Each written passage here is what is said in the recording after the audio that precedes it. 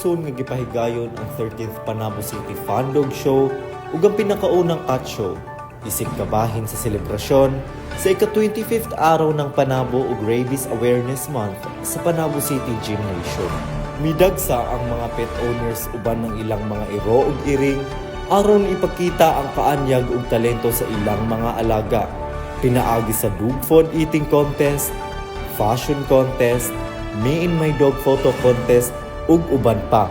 Gipaligon usab ang kampanya batok sa rabies, pinaagi sa pagpanghatag og libreng dog food, veterinary medicines, anti-rabies vaccination, gikan sa nagkalain-laing pet food ug medicine partners.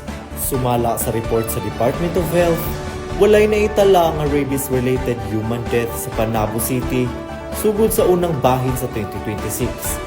Garbo nga gipahayag ni Dr. John Ray A. Bautista, DVM Veterinarian 3. Gitabungan usab ni Executive Secretary Joan Rilampagos, isip representante ni City Mayor Jose E. Rilampagos, isip suporta sa maong kalihukan.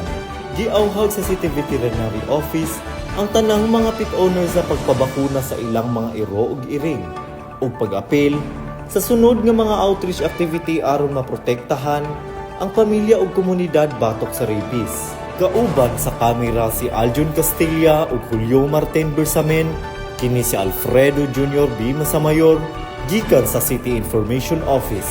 Alang sa Frontline News Panabo, importante, informed.